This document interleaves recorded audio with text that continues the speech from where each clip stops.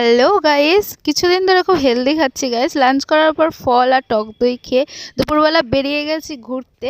আর আমি এখন আছি বনগাঁ, আমার মামা বাড়ি, যেখানে রথের জন্য আমি এসেছি ঘুরতে। সো গাইস, এই জায়গাটা দেখতে পাচ্ছ, এটা অ্যাকচুয়ালি সন্ধ্যাবেলা অনেক সুন্দর লাগে, বাট আমরা দুপুরবেলা বেরিয়েছিলাম ঘুরতে, সেই জন্য জায়গাটা একটু ফাঁকা ফাঁকা লাগছে। বাট বিকেলবেলা অসাধারণ লাগে। আর জায়গাটা সত্যি বলতে গেলে ফটো তোলার জন্য, আড্ডা মারার জন্য বেস্ট জায়গা গাইস। আর এটা আমার বোন মামার মেয়ে, এর নাম পিয়াসা। সো আমরা অনেকক্ষণ ওখানে থাকার পর দেখছি সন্ধ্যা হয়ে গিয়েছে, আর সেই জন্য বেরিয়ে গেছি মেলায়। মেলা থেকে এটা নেওয়ার পর তারপর আমরা কি করব সেই ভাবছি। দেন তারপরে মেলায় যেহেতু বৃষ্টি হচ্ছিলো, অনেকক্ষণ দাঁড়িয়েও ছিলাম মেলায়, তারপরে সোজা চলে গেছে ওখান থেকে শপিং মলে গাইস।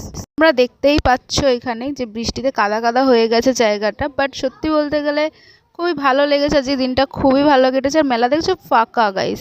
তারপরে আমি ওখান থেকে শপিং মলে আসলাম। দেন একটা কুর্তি খুব পছন্দ হলো, এটার দাম মাত্র 599 টাকা গাইস, খুব ভালো লাগছে।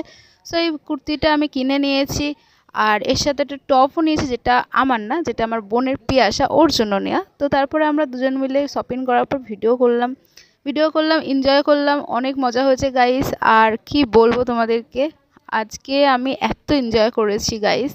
আরও অনেক কিছু এনজয় করেছি, সেটা তো ভিডিওর মধ্যে তোলা হয়নি, ঠিক আছে, কিন্তু আরও ভিডিও আসবে গাইস, চিন্তা করো না। আর এই দেখো আমার বয়ফ্রেন্ড গাইস, ফেক বয়ফ্রেন্ড যাই হোক।